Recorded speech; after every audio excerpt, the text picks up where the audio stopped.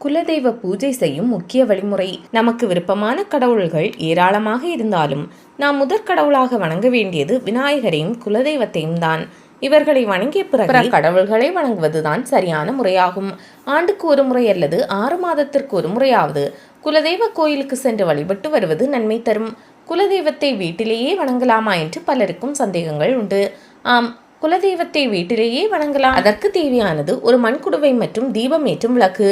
முதலில் மண்குடுவையையும் விளக்கையும் நீரில் நன்கு சுத்தம் செய்து துடைத்துவிட்டு பின்னர் குடுவையில் மஞ்சள் பூசி அவரவர் குடும்ப வழக்கப்படி பட்டை அல்லது நாமமிட்டு அதனுள் பாதி குடுவை நிறையும் வரை தவிடு சேர்க்கவும்.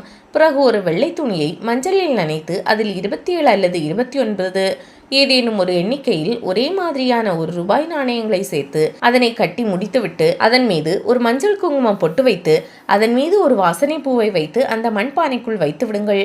பிறகு இந்த மண்குடுவையை பித்தளை தட்டில் வைத்து அதனை சுற்றி வாசனை மலர்களை வையுங்கள்.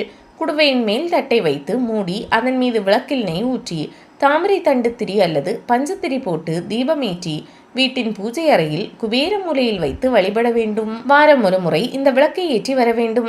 இந்த மண் குடுவையையும் அதன் மீது நாம் வைக்கும் விளக்கையும் குடுவைக்குள் போடும் தவிட்டையும் வருடத்திற்கு ஒரு முறை மாற்ற வேண்டும்.